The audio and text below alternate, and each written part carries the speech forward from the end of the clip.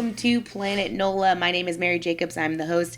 This is the podcast where we talk to people in New Orleans that I think are cool or doing cool things, except right now we're doing a special election coverage, which means we have a big election coming up in Louisiana on November 8th, and there's a lot of things that are going to be on your radar, or they need to be on your radar, and that's why we want to do special election coverage, so that we can get you guys some more information. And I'm super lucky that I have some candidates that are going to come chat with me, and today we have been graced by the presence of our representative from District 91, Mandie Landry, and she's currently running for State Senate District 5, which, if you live in New Orleans, there's a chance you might live in one of these districts, because it is a pretty big swath of the city. It's like Holly Grove, Gerttown, Broadmoor, pieces of all these, right? Yeah, the House district stretches from, by the way, hi y'all. Hi, from Holly Grove down to the Irish Channel, but the Senate district is almost 150,000 people. Yeah, so it's almost all of Uptown and then a little bit of the 7th Ward and Treme. So it's really big. Why jump from the House to the Senate? I mean, I feel like there's a natural progression there, but like,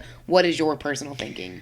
Right. So I was elected late 2019, first-time candidate, never even thought about running for office. Ran as an extremely progressive candidate because I could. I live in New Orleans. Totally. And voters were like, hell yes, please do this.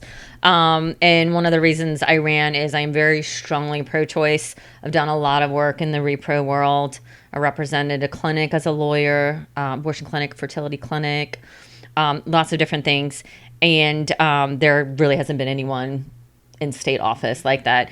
And earlier this year, the state senator had to resign. She had some addiction issues. And then the Roe decision leaked. And all of a sudden, I was like, holy crap, Roe versus Wade is about to be overturned. And our state senate only has 5 women, and they are all pretty violently anti-choice. Like, they actually, the 2 really bad bills prohibiting abortion and dealing with medication abortion this year were passed by women. So I said, this is not going to last. Right. Not while I am here. So here I am running on the same progressive issues, but now everything is a little more catastrophic feeling. Right. Yeah. You're just going to have to keep going.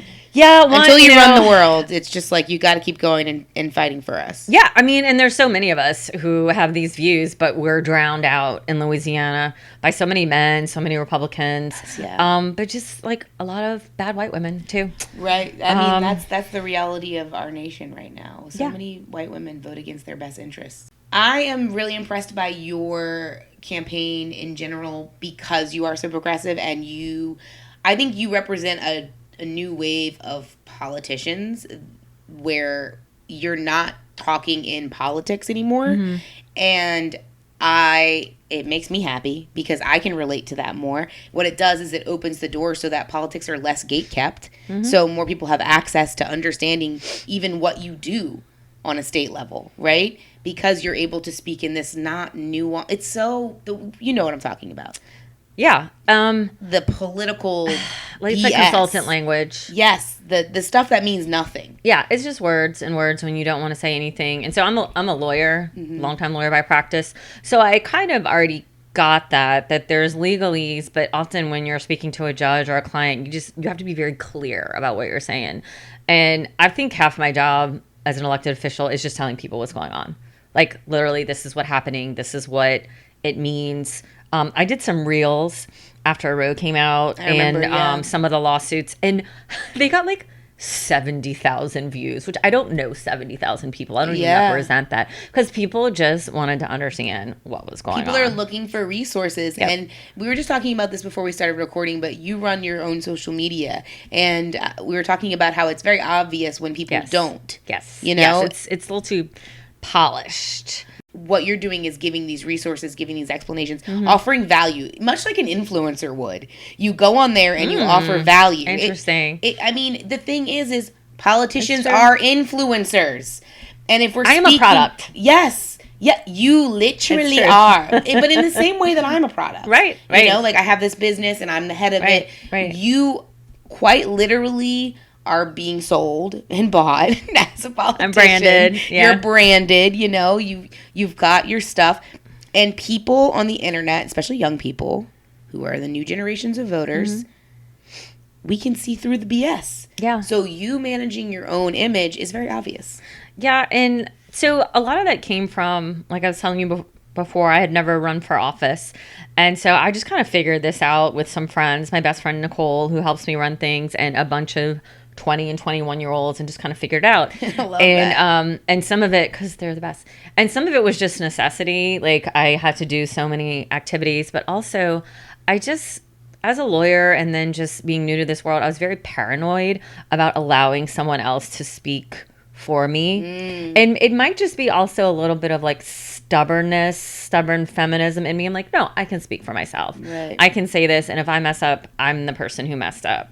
And so that's kind of where it came from. I also just have to say, a lot of my older colleagues are terrified of social media still, and they just get really nervous. And so I think I've been thinking about this, that some of us newer and younger, there's ways we can work with them to get them to do maybe some videos Absolutely. and stuff like that. And they should be. They realistically should be. Yeah. A lot of your constituents get all of their news on Facebook and Instagram. Yeah. A lot of them. And they want honesty. And what has been the most interesting thing, too, is I probably get more media than any other Democrat, aside from, like, the governor and, like, Helena in New Orleans, because I talk. I respond. Yeah. I talk on Twitter.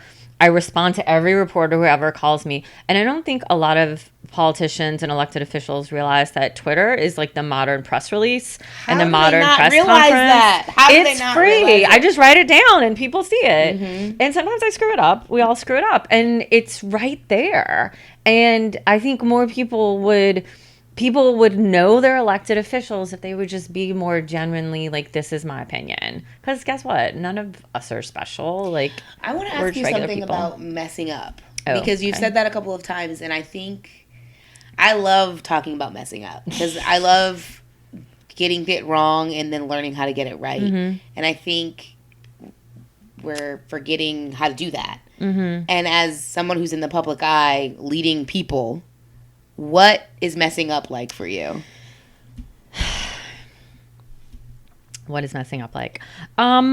Speaking out of emotion and anger usually. I don't regret things per se. I try not to do anything I would regret, but there are certainly when something has been upsetting, like my colleagues not wearing masks denying vaccines, or, Amy Coney Barrett, that kind of stuff that maybe if I had waited an hour, I would have said things a little differently. On the other hand, people like that raw emotion. They connect with it. Yeah. I've gone to the floor and once was distraught over something the governor did. One of the school shootings, we've had so many. I went up to have a moment of silence and literally started crying halfway through it. And so that stuff isn't messing up per se, but I think a lot of people who are in the public eye don't show emotion. And then some of us speak before we think. And we need to think for a minute before. But the emotion is good. And more of us need to show it. And if one more person says never let them see you cry, I'm going to scream because I cry. Yeah, I think letting people see you cry is actually the right. I cry. It's totally. Especially if you're leading. I'm emotional. Something upset me. Something frustrated me. Usually it's frustration. And also I can't control it. There are some politicians that I wonder if they've ever cried in their lives. I don't think so. Is Mitch McConnell, does he have an actual heart? I don't think he has a tear duct. No, I think there's a little it's an empty hole there and no tears can form. Just pour gasoline in it or something. Yeah, I think there's a lot of people that are incapable of feeling those deep emotions. And if you can't feel deep emotions, then how are you supposed to connect with people and lead them? I'm all about showing emotions. I was interested to see what you meant by messing up, because what's considered messing up to me is always interesting, right? Yeah, and maybe that's not the right word sometimes. It's also just been getting used to this, and I can see how someone new to politics without legal training, or someone who's a lot younger, could suddenly find themselves in hot water. But it's important to be real, and especially the emotions. I'll get some of my colleagues, especially the male ones, you can't be upset about this. You can't take it personally. I said, I never want to not be upset. Yeah. I always want to be upset about some of this stuff. Be in touch with my feelings. Hello. Right. Women should rule the world. I'm team women should run everything. Period. Well, we can allow anyone under 30. Yeah. No matter how they identify. They've already got it figured out. They're so compassionate. Gen Z is like my fave. And what's behind them? I don't know what they're called, but I love Gen Z. They could be my children, is what I call them. Oh, it's got Gen Y? No. I don't know. No. I just know that some of them mam me, and I'm like, you can mam me. I could be your mom. They mam you? Yeah. Aww. It's actually really sweet. But also, I realize I'm like, yep, not even your team mom. I could be your mom. I could be your actual mother. You're a huge advocate for sex workers. Yes. Which yes. is the most progressive platform because people won't even talk about sex workers. Well, no they won't even acknowledge that they exist. Yeah, they don't want to talk about sex. Don't get me started on sex. But sex workers and the idea that sex work is real work. Yeah. And that the more protections that we can get for sex workers, the safer those women will be. Sex work's not going to go away if we act like it's not happening. Oldest profession. Yeah. Yep. Everyone knows this. Mm-hmm. And you actually talked about it. Yeah, that's an interesting story. So 2021 was when we ran the bill to decriminalize sex work in Louisiana. And the difference with legalizing is we don't want to have a list of sex workers and tax them. We just want people to stop being arrested for it. And it came about because I had a bunch of meetings the prior year with some people from Women with a Vision and other advocates in the community. And I said, I want to work with y'all. I love everything you do. Do you want to do some, say, sentencing reform issues, or do you want to go big? And they said, we want to go big. All right. And it was probably beside them and the high school students on conversion therapy. We can talk about that in another podcast. We're the best advocates I've ever worked with. They know their issue. They care about it, deeply entrenched in it.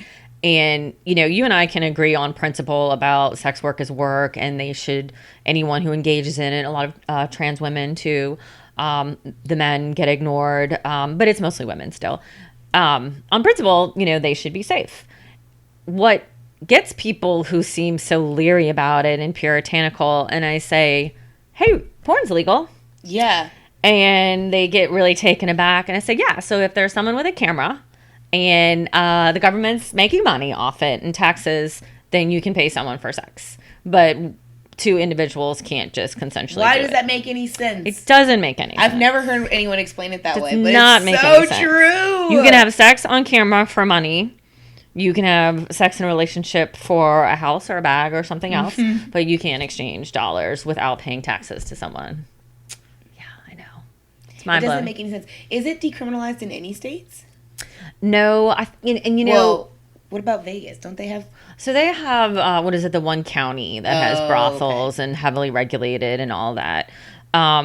It has been a process that it's been started around the country for a few years. As far as we could tell, we are the only state legislature who actually heard the bill. And I'm really proud of my former colleague, Ted James, who is the chairman, who had a masterful performance as chair. He gave everyone their time. He kept the room calm.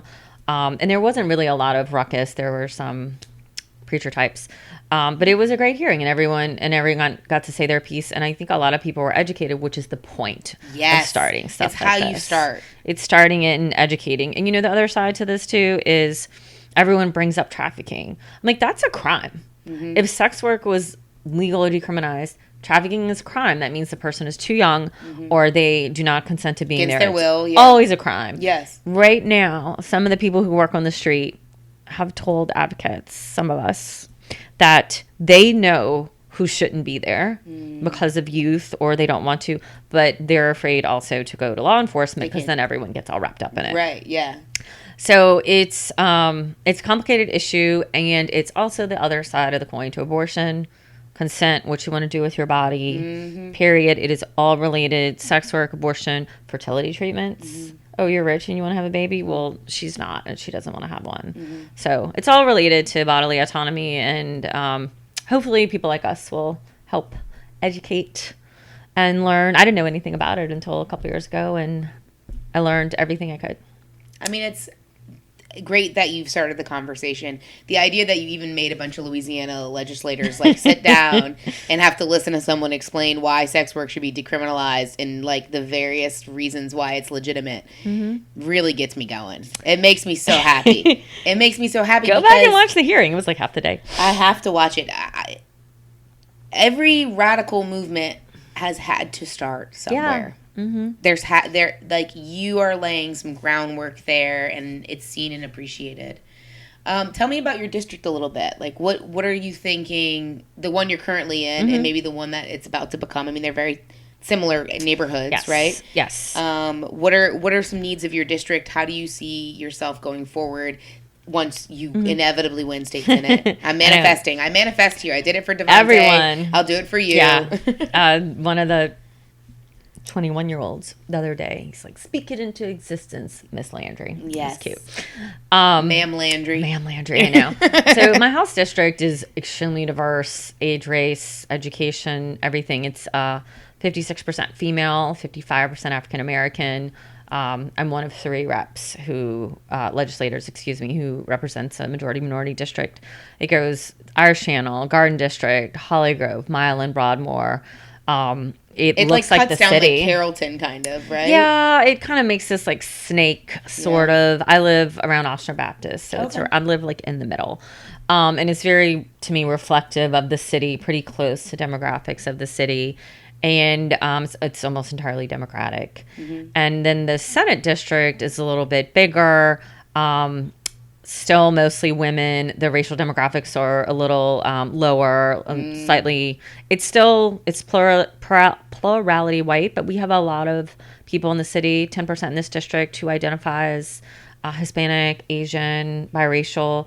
I'm glad that we have more categories like that. Yeah. So the 2 districts are heavily Democratic, and are, to me, they're the most progressive areas of the state. My colleagues in the paper looks at it as, oh, it's the most liberal because the most people voted for Biden. And I'm like, a lot of Democrats voted for Biden, but they and I do not have the same views on a lot of things, you know? You are what I would call more the progressive, the very liberal, you're not, I don't feel like you're a very establishment Democrat. Not even a little. And sometimes I've just taken to calling myself lefty because the word progressive has gotten a little clustered. The word I use for myself is radical, but that has now been co-opted by the right because they are really radical. They are radical. I just kind of say lefty, liberal, and I'll joke about it. I'll be like, I'm the flaming liberal friend, and they kind of laughed, and because the moderate Democrat scheme is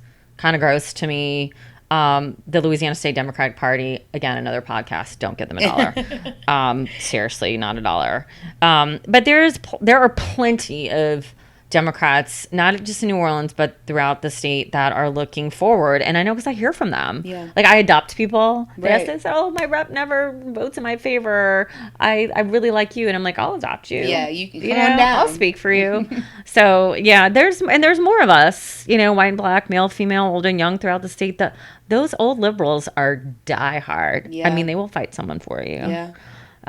So we're everywhere. Hell yeah. Yeah. We have to take a quick break. Sure. We'll be right back. Hello, it's your host, Mary Jacobs. I'm sitting here with my producer, Carrie Mulder, and we are so excited to be bringing you Planet NOLA this episode and every episode. We really believe in this podcast and the work it's doing in New Orleans to build community, to reach out to people. Yeah. And we really love what we do. Yeah, we love our guests. We love our audience, our listeners. We love each other. It's just a big love fest. So if you love this podcast and you believe in what we're doing, it would mean the world to us if you considered subscribing to our Patreon. We've just launched it. The lowest tier is $5. And we are just really trying to get this podcast to pay for itself a little bit. Maybe support ourselves just a little bit more. We're both creative people who have a lot of projects. And this is a big one in our lives. And there is bonus content. Yeah, it's really fun. It takes a deep dive into the episode, kind of circle back to some of the topics. They've been fun. Yeah, we basically record with the guests as soon as we're done their episode and do a more candid version of their podcast. It's shorter, but it's more self-effacing, and it feels like just real, you know? It's BTS, behind the scenes. It's the BTS. So if you want more Planet NOLA content, you could subscribe to our Patreon and get it. It would mean so much to us. So, okay, we'll let you go back to your episode now, but please consider. Thank you. Bye. This episode of Planet NOLA is brought to you by Vitality Community Fitness. Vitality is a functional training gym located in Metairie, Louisiana. And at Vitality, we focus on members as individuals. That's right. We don't lump people together. We don't assume that everybody has the same goals when they step into our gym. We also don't push things like body ideals or diet culture. We try to focus on the full person, and we try to give an experience that matches that. We've got incredible coaches. We've got an incredible community. And if you're looking for a place to call your new gym home, consider checking us out. We offer a 3 free class trial. That's right. Literally no commitment. You can try 3 of our classes in a week to see if our gym is for you, because ultimately we want people who want to be there. And if it sounds like this might be the space for you, please consider checking us out. You can go to vitalitycommunityfitness.com, click the contact button, and get started. And we're back. I'm still here with Mandie Landry, and we are talking about her upcoming race. It's currently, it's ongoing, but you guys need to go vote on November 8th. Mandie, we were just talking about how many more very progressive, very liberal, more lefty Democrats we're getting in general, but also in the state of Louisiana. Like Devontae, who was here last week, even Gary Chambers, I reached out to Tia LeBrun. I don't know if I'll have her, but if you're watching, Tia, love to have you. I'm interested in this kind of shift. It feels like it's happening. Are you noticing it more? A little bit, and not enough. There's a lot of Democrats in New Orleans and your major cities, but like I was telling you, they're everywhere. We need an apparatus, and some of us have been talking about it, to help and encourage people running for police jury in these little parishes. We don't even have that here. It's a parish council and the local school boards. And there's little towns of 500 people that have a mayor of 500 people, which wild, kind of blew my mind considering our city. And, that's what Republicans did for so long, is they built this farm team. And they got their people on these little races, a $10,000 race, a $20,000 race. That's nothing. And then once you're in office, people start to know you and you get elected. We can do that too. Right. A lot of people just pay attention to this state Senate race. John Kennedy has $50 million. I'm so glad people are running against him. I just watched. I looked today, actually. Oh, this year, but no, he's sitting on more. Oh, I'm sure he's sitting on more, but as of right now, what he's campaign claiming is 28. And I love Gary, too, and I'm going to vote for Gary, too. He's got 1.5. Yeah. To John's 28 or whatever it is. And I'm glad he's running, but, I would love for, future Gary Yates to run for the state office or the local office, because that's how we get started. Yeah. And I think only people in your big cities think of doing that, but you can do that in these little areas if you're known enough and people trust you. And sometimes it just takes a little bit of money. Right. And that's how you build an infrastructure. And our national party isn't doing it. Our state party isn't doing it. National orgs aren't going to do it. And I think if this state is going to do it, everyone asks, well, where is our Stacey Abrams? I'm I don't think she's been born here yet, but we can help make the climate better for her. Or maybe she was born here and she was so disenfranchised because Louisiana treats black women so poorly that she never got to make it to her political seats. I hear you. Everyone always says run for something. Bob, Bob Morrell? Had Bob on as well. Yeah. Love Bob. Brought him up last time too. But Bob is always run for something. And that's what people are, what you just kind of said, how Republicans have gotten these smaller races and built up this artillery, for lack of a better word, literally, of these candidates who have political backgrounds now because they've put them in all these places. That does need to be happening in these smaller positions. Yep. It's people to run for things. Not everyone wants to run for office or can. No. Then we need people to help run the campaigns, to help show them how to raise money, to just hold their hand, to do social media. To have them on their podcast. Because some people just, are... Not everyone is going to run. I didn't think I was going to do it till the day I sat down and decided. So we need we need the infrastructure to do all this. But we definitely need people to look around them. And a lot of this responsibility is going to fall on our poor friends in far-flung places who are the only Democrats in the area. Yeah. Because they stayed when they could have left. And, that's a big responsibility for them. But then there's a lot of us, there was a brain drain out of this state. I left in the 90s after high school and never thought I would come back here. My dad was sick, the city changed, and then here I am elected because sometimes you have an obligation to places. Right. So I think the younger people, but also, frankly, some of these retired people, I'm like, you have time. You have time and principles and a little bit of money. So don't tell me politics is a younger person's game exclusively. It's we need the younger ones. But if you are retired, go work on a campaign. Why is it that lawyers always become politicians? Well, we're very verbal. Very, very verbal, trained to consume a lot of information. I noticed in the legislature, I don't know how some of my colleagues who aren't lawyers do it. There's just so much information. Our careers can be a little more flexible. I was always in a firm. Now I do some contract work on my own, different than like a teacher has to go to a classroom every day. Right. And so when you see teachers in office, they're usually retired. Because it's difficult to be in office. You know what we need more of? Doctors and nurses. We don't. We have one nurse practitioner in our entire legislature. Whoa. Yeah, and here you have the state of Louisiana making really stupid decisions on healthcare, and no medical professionals in the legislature advising them. Like, I just want one. I just want one doctor. Yeah, I like the idea of there being like a slice of people. Like if you cut it, then there should be true representation, but it's just not the reality. It doesn't pay. I mean, this is financially finances are probably the reason I'll leave this, because it's just almost impossible. If I had children, I wouldn't be able to do this. Right. They don't pay you on purpose. The time constraints are weird. It's supposed to be part-time. It's not. It's much of the time. And a lot of this is by design to make it so that there are huge barriers to entry. No matter what elected position. And so that stuff has to change. And we always talk about it. Everyone talks about it and nothing seems to change. But there are ways to do it. And, you know, unfortunately, it's women who are the most, I wouldn't say scared, but wary, because they know how hard it is. Right. Like, especially if you have children. Yeah. However, when women decide to run for office, they win just as much, if not more, than men. Love to hear it. We love to hear it because we like to see a woman on the ballot.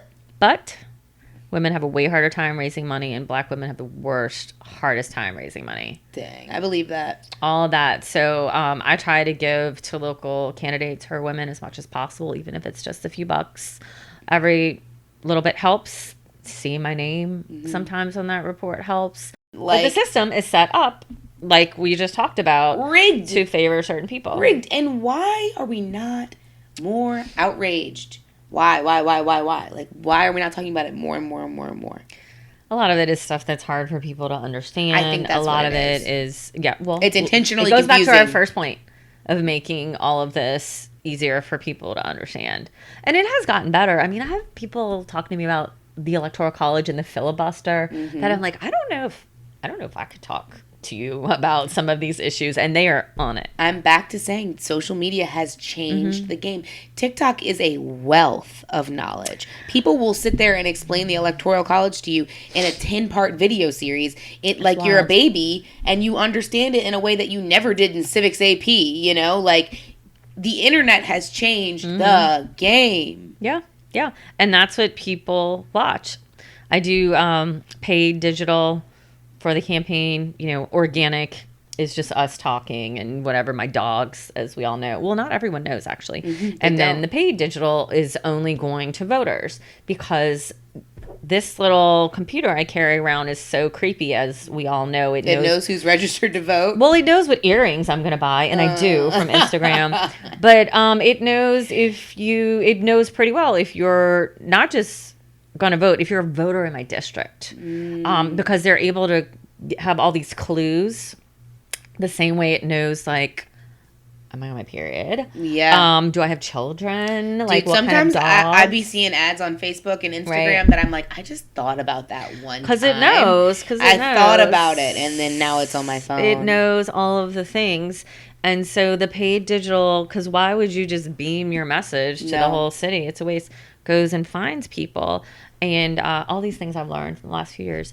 And people only want like 5 or 15 seconds of video, occasionally 30, if it looks interesting enough. Because you got to really be giving them value. Tiny, if it's tiny be long. attention spans. Yes, Even I explain this to then, people all the time because I run social media for a living. You do lots of social media. You know exactly. If you're going to make them watch for more than 15 seconds, you better be engaging. And you have to grab them. Immediately. You better be giving them something of value. Either entertaining them, teaching them something. Like it needs to be smart and it has really to look engaging. good. Oh yeah. I need words on the screen because if I turn the volume on for you. Yeah, that's true. We're in love. People will be sliding into my DMs if I do not put captions on my stories. Like I'm not watching it. Yeah, I get it. You. I'm a sound on girl. Oh, this phone never makes noise. And read. I sound on and I read. I do both. I need both. Well, I'm just so pleased that these things exist. I mean, I hate them. I hate them so much, but I love them. I love the ability. They're not good or bad. Yes, exactly. I love the ability. I mean, I hate my addiction to it. How's that? Every week when it's like your screen time was up, I'm like, how high is it gonna go? It's just gonna be like glued right here at some point. I am grateful to them because it does seem like I'm able. Like I feel like I already knew you before you came in because you. Once again, you run your own social media, so you're able to present yourself in a really authentic way. And you're reaching out to a new generation of voters. And I'm really grateful for that. And I hope more people start doing it. I think they will. That's half the point. I mean, that's literally half the point of doing this is for people like that I'm just an elected person. So is the governor. He is a man. He makes mistakes. And people flip out when you point out, things he does wrong. Well, no one cares when they yell at the mayor, obviously. Oh, never. Everyone can yell at the mayor. Yeah. But there are certain people at office that people think like they're Jesus. And I'm like, no, he's a really good person. Yeah. Expanding Medicaid was one of the best things that's ever happened to the state. Let me give you a little fact. These are things that your elected officials should tell you. Since COVID started, well, you might not know this. Anyone who's on Medicaid or who has since gotten on Medicaid has not gotten kicked off yet because they didn't want people to get off. They wanted them to have, and so they're going to have to start. They're not going to have to start rolling off. Supposedly, they're going to roll people off. Over half of our state is on Medicaid right now, like 2 million people, because our state is poor and because people should have health care. Yeah, like we should all just be on health care. So now I have insurance. I always am like, well, do I want to go pay out of pocket for, hit my deductible? I got to get this much. It's like you overthink it. It's like, my stomach hurts. I should go to the doctor. Right. Like, we shouldn't be bartering in our head if we can afford it. I was just joking. I went to a follow-up appointment and got an ultrasound, and I didn't know what the ultrasound was going to cost me. I was really anxious at getting the bill, first time using my new health insurance. And I was like, if there was a price tag outside of that ultrasound room. Oh, no one would go. Yeah, maybe I would have been like, oh, do I really need this ultrasound? And then my next thought is, that's dark. That is dark. But it's true. I mean, I remember when I was younger and even a few years ago, you go to the clinic or, you pay the $10 copay and whatever. Now, every time I go to the women's urgent care, it's like $100. And you're right. If they put that on it, sometimes I would think twice about it. And this, I'm connecting to reproductive issues because I tell every young group I talk to, I'm like, reject NOLA, Plan B NOLA. Yeah. Look it up. Do not take your emergency contraception because it is $50. Yeah. Because we've all skipped it. Yeah. Because it's $50. Yeah. And you might not have $50. And it's garbage. It should not be $50. Is a lot cheaper than having to travel to Illinois to go get an abortion. But it should be $0. Zero. Plan B NOLA. Plan B NOLA. Plan B NOLA. If you have the slightest suspicion that you had unprotected sex, something slipped, you might not remember something, call them. They will literally bring it to you. Whoa, really? They're awesome. I didn't Donate know about to that. them. They're a subgroup of REJAC, Reproductive Justice Action Center. But Plan B NOLA, like y'all post-row, you have to, if you are having sex with men or you might think about it, you need to be on birth control or you need to have it accessible and you need to know how to get emergency contraception because you're right. Going to Illinois is not going to happen for everyone. It's just not. The whole point of that story was, it should be free, not $50, because people will not do that, will not buy Plan B because it's $50. It's so true. That was a long story. That was a long story to work in my little. But we were also working in other Nola. stuff too, and like certain politicians, being angels and others not. You're elected, right? You're state senate, District 5. What is first year for you? What are your dream moves? Everything you can do in that year. Tell me what they are. So next year, and we've already started working on it, whatever chamber I'm in, is fixing / improving our abortion prohibition. I'm going to be realistic. We're not repealing it next year. That's not going to happen. But we desperately need to broaden the life of the mother exception. Doctors are freaking out. Patients are freaking out. Hospital administrators are freaking out. They don't know what to do. They don't want to lose a patient. They don't want to get arrested. All this. So we're working on that already. We don't have a rape and incest exception. Horrible. Which obviously on principle, people like you and me think there shouldn't be exceptions. It should just be legal for everyone. Legal, yeah. But anyway, rape and incest exception, legal personhood is in the law. Another podcast on how bad that is. So we have to fix those things, and we need to double, triple, quadruple down on maternal health investments. I've already started doing that. Probably the most important thing I've passed, back to Medicaid. We have another $20 million investment in our state in postpartum health care. It is specifically for women who give birth on Medicaid. So 2/3 of babies born in our state are born to someone on Medicaid. Because we're a poor Half state. the state is on Medicaid. 80% of them stay on because they're extra poor. 20% of people who give birth on Medicaid will roll off at 60 days, which is like horrific. You think about kicking someone off medical care at 60 days, but they do. This $20 million extra a year keeps everyone on for a year. So mom goes to the doctor, baby goes to the doctor.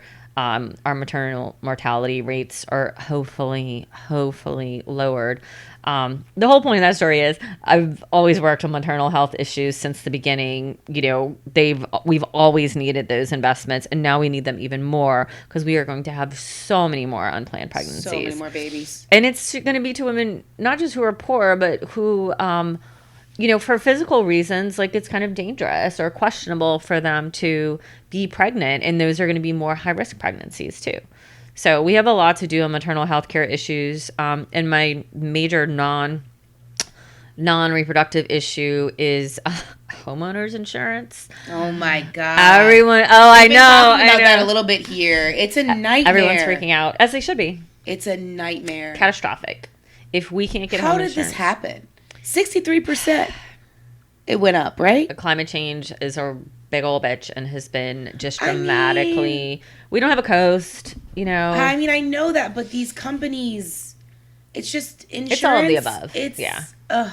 It's all of the above. And look, the insurance companies, I look at them like, they're like, look, if we insure all these people in this risky area, then literally there's not going to be any money and the business isn't going to be there. So I feel like it's not so much them as we need to think about who are we protecting? Do we have hazard mitigation?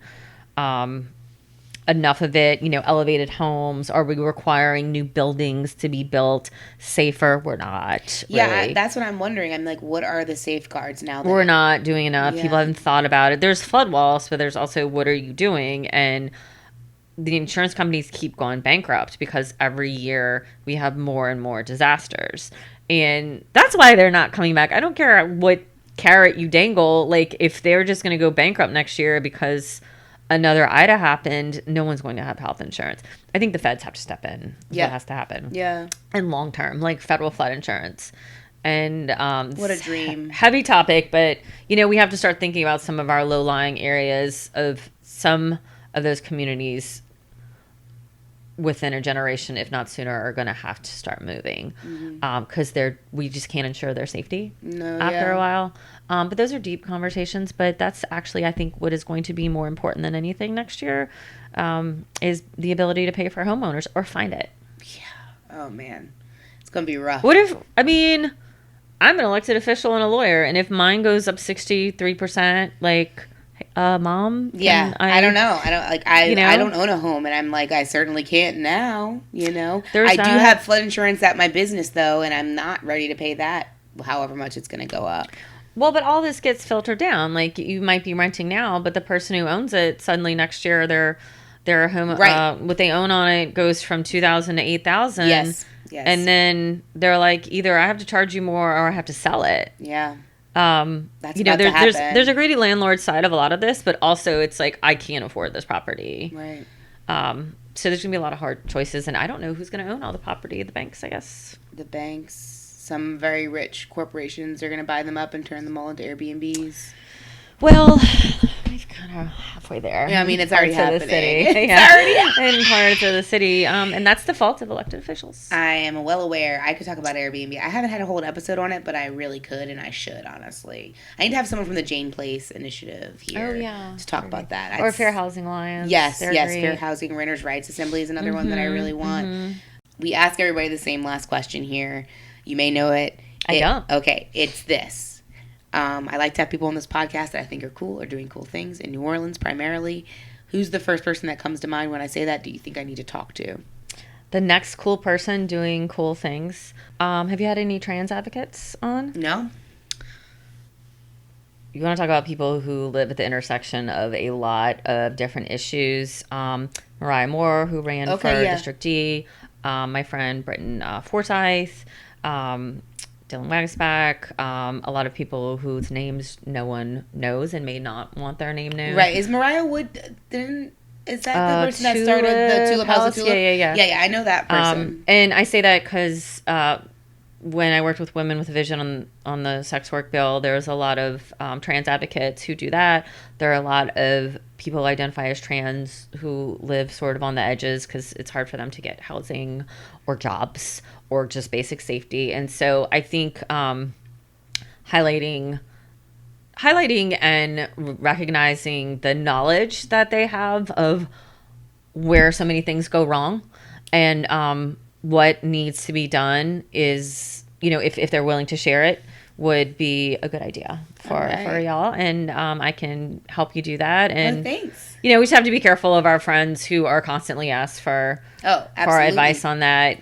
Because, look, I do this for a living, but not everyone does. But I think definitely our the LGBT community in general, but in particular, trans people and Black and brown members, and frankly, a lot of people who don't want to fit or purposely don't fit any label have less to tell us if they want to.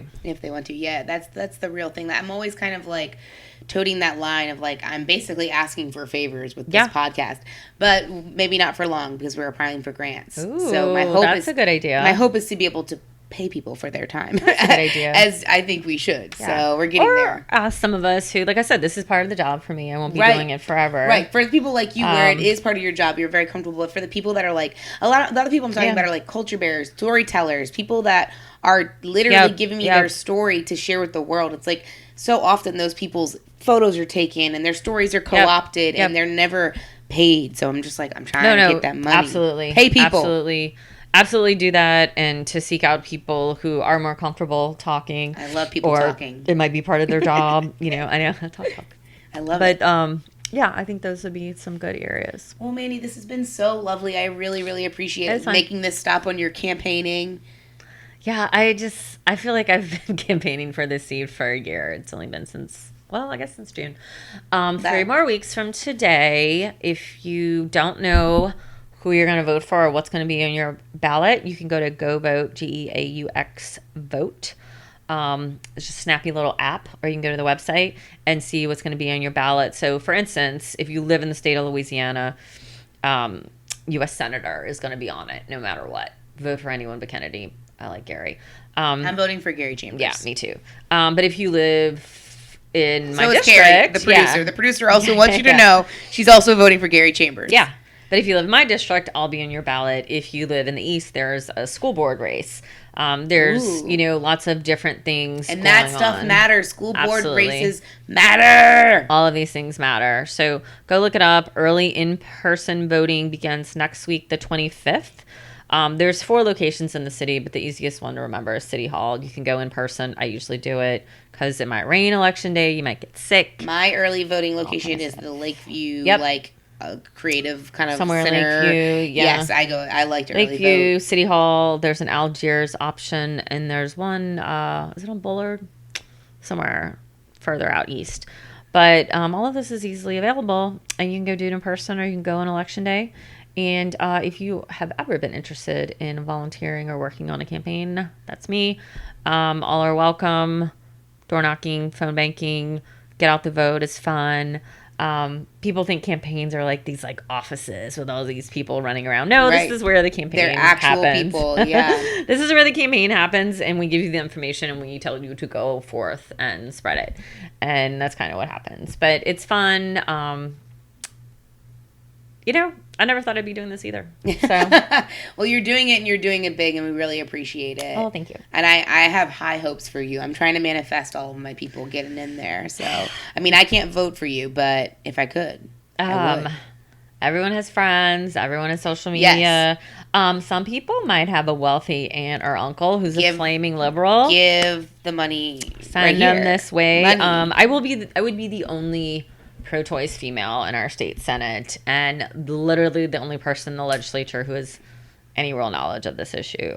So we got to get you in there. Yeah, it's important, and we need more people to run who are not part of political machines. Another podcast. That's what we were just saying. Like, we Whole want a other slice podcast. of all the people. Like, more people run Yep. for things. If you have an inkling, if not you, who? Like, why not? Why not you? You know, Exactly. you got to start somewhere. Is what I always say. We have lots of races coming up next year in the new state house district, so I'm happy to. You'll see me posting about it and discussing it, and I think we need to start talking about that stuff now. Let's start talking about it. We'll keep talking about it. Y'all, this has been Mandie Landry. Y'all need to get out and vote in this election. We're going to get you some more coverage as the weeks go on. And thank you so much for tuning in. Thank you so much, Mandie. Thanks for having me. Be in touch, y'all. Bye. Thank you. Bye-bye. Thank you again to this episode's guest. Planet NOLA is produced by Carrie Mulder and Mary Jacobs. If you liked what you heard here, please consider subscribing to us on YouTube or all your social media platforms and pretty much anywhere you get podcasts. Also, if you really, really liked this episode, think about subscribing to our Patreon, where we have tons of bonus content from this episode and more. It starts at just $5 a month, and it would mean the world to us. Thanks so much, y'all, and be in touch.